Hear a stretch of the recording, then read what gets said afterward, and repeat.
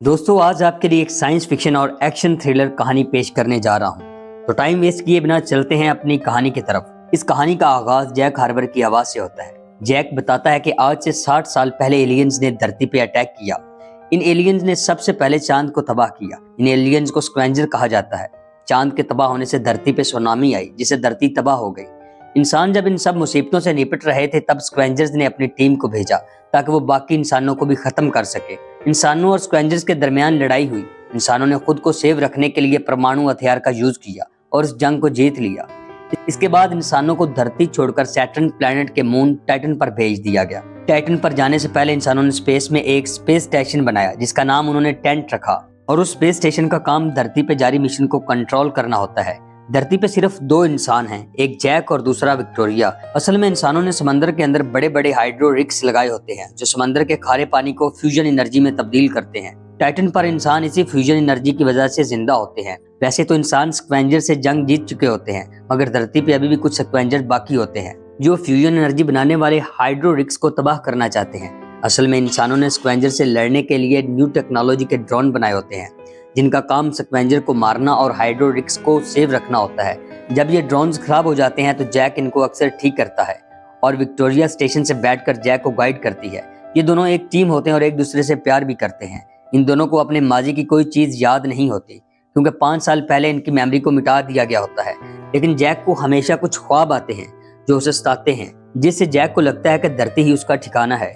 इसके बाद हमें इनके स्टेशन की स्क्रीन के मॉनिटर पर बार बार एक औरत दिखाई देती है जिसका नाम सैली होता है।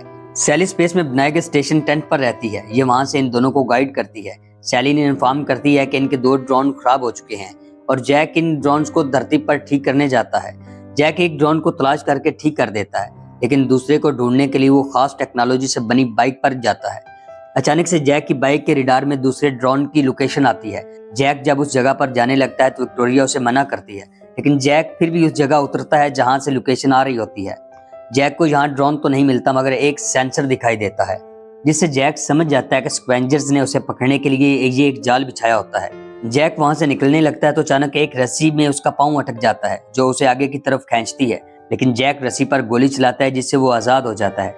जैक जब रस्सी के जरिए बाहर निकलता है तो उसकी रस्सी टूट जाती है जिससे वो नीचे गिर जाता है। इतने में स्क्वेंजर उसे चारों तरफ घेर लेते हैं। इससे पहले कि स्क्वेंजर्स उसे पकड़ें यहाँ वो ड्रोन आ जाता है जिसे जैक ने रिपेयर किया था और ये ड्रोन सब स्क्वेंजर्स को मार डालता है। इसके बाद जैक जब बाहर आता है तो उसकी बाइक गायब होती है क्योंकि स्क्वेंजर्स उसको चुरा ले जाते हैं। जैक वापस अपने स्टेशन पर आता और विक्टोरिया को सारी बात बताता है। रात को इनका एक हाइड्रो रिग्स तबाह हो जाता है। असल में ये ब्लास्ट स्क्वेंजर्स ने किया होता है।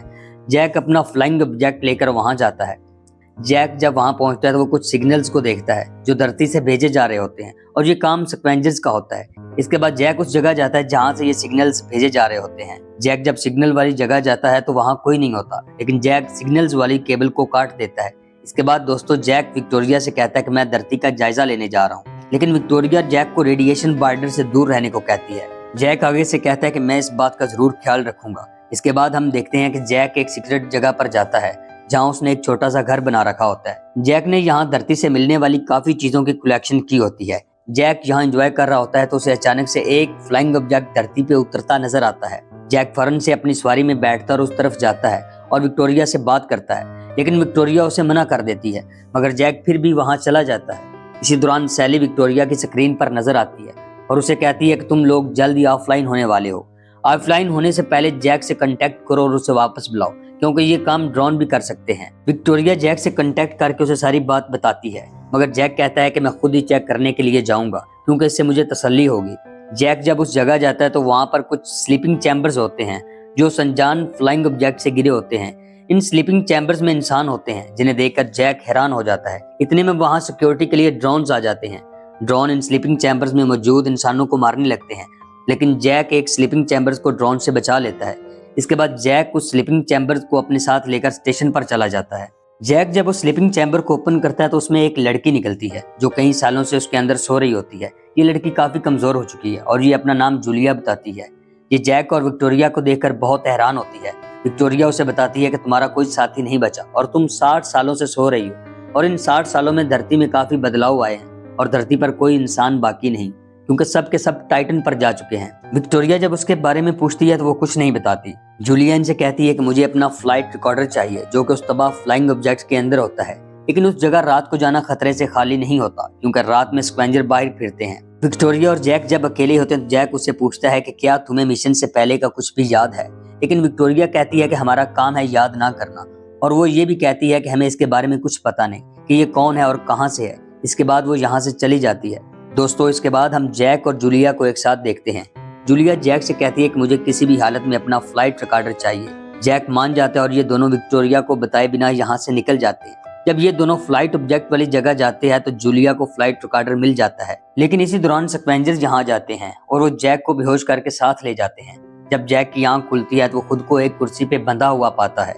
जैक के सामने एक शख्स बैठा होता है। वो जैक से कहता है कि मैंने काफी वक्त से तुम पर नजर रखी हुई है, तुम कुछ तलाश कर रहे हो, क्या तुम मुझे उस चीज के बारे में नहीं बताओगे? जैक उससे कहता है कि मेरी मेमोरी को मिटा दिया गया है, इसलिए तुम मुझसे कुछ भी नहीं जान सकते। वो आदमी जैक से कहता है मैं जानता हूँ कि तुम्हारी मेमोरी को खत्म कर दिया गया है ताकि तुम कुछ भी ना जान सको।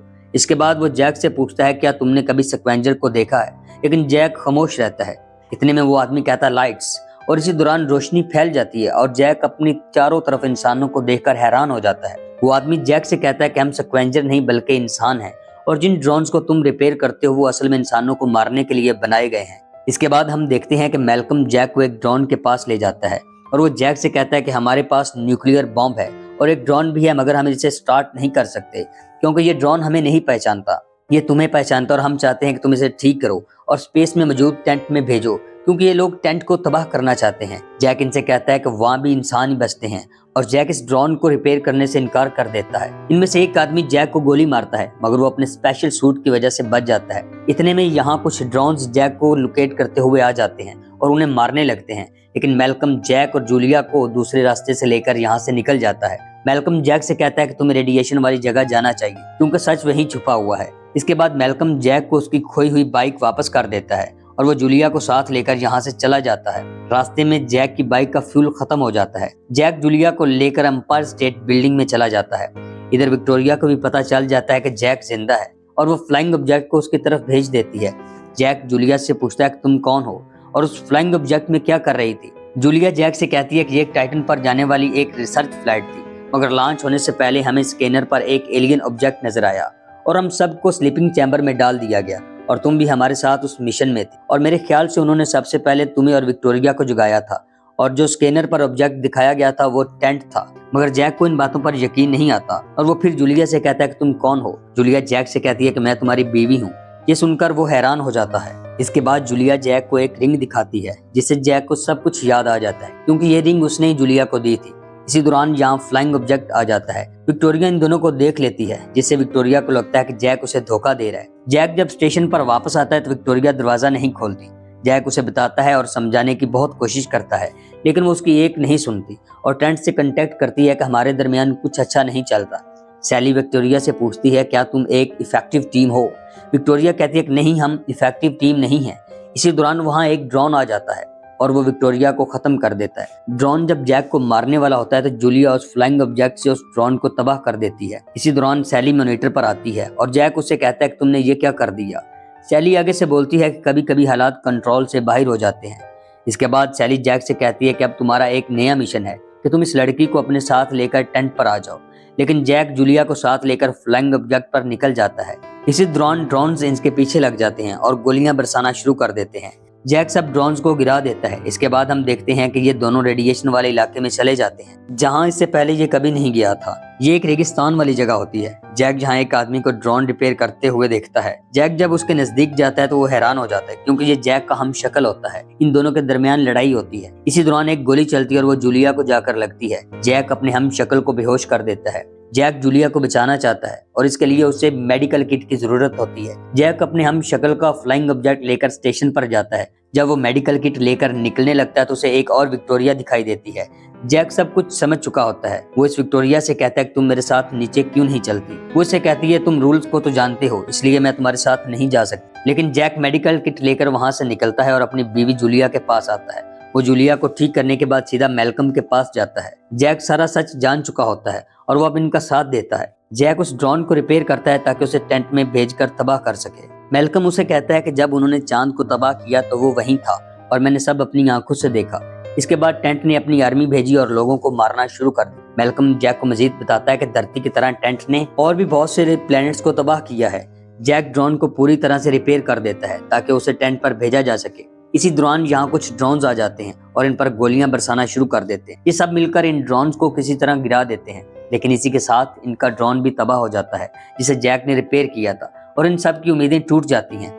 लेकिन जैक मैल्कम से बोलता है कि न्यूक्लियर को मैं टेंट पर ले जाऊंगा। मैल्कम जैक से कहता है कि तुम्हें टेंट एक पल में खत्म कर देगा। इसी वक्त जूलिया बोलती है कि मैं ले जाऊंगी, क्योंकि टेंट ने जैक को उसे अपने साथ लाने को कहा था। जैक जूलिया को स्लीपिंग चैम्बर में डाल के टेंट की तरफ निकलता है और अपने साथ जूलिया का फ्लाइट रिकॉर्डर भी रख लेता है। जैक जब उसे चलाता है तो उसे पता चलता है कि वो नासा के एक मिशन पर स्पेस में निकला था और वो उस मिशन का कमांडर था और विक्टोरिया इसकी पायलट होती है, जबकि सैली इनकी चीफ होती है जो उन्हें धरती से कमांड करती है। लेकिन इससे पहले कि ये अपने मिशन पर जाते इन्हें एक एलियन ऑब्जेक्ट नजर आता है और नासा इनका मिशन तब्दील कर देता है और इन्हें एलियन ऑब्जेक्ट की तरफ भेजता है। लेकिन ये एलियन ऑब्जेक्ट टेंट होता है जिसे जैक इंसानों का स्पेस स्टेशन समझता है। जब इनकी पूरी टीम टेंट के करीब पहुंचती है तो इनका कंट्रोल अपनी स्पेसशिप से खत्म हो जाता है और टेंट इनके स्पेसशिप को अपनी तरफ खींचता है। तभी जैक स्पेसशिप के उस पार्ट को अलग कर देता है जिसमें लोग स्लीपिंग चैम्बर के अंदर सो रहे होते हैं और वो हिस्सा अलग होकर स्पेस में 60 सालों तक घूमता रहता है। इस तरह जैक को सब याद आ जाता है कि उनके साथ क्या हुआ था। लेकिन एक बार फिर जैक टेंट के सामने है और वो टेंट के अंदर चला जाता है। इसी दौरान जैक के फ्लाइंग ऑब्जेक्ट के साथ हम 2 ड्रोन्स को देखते हैं।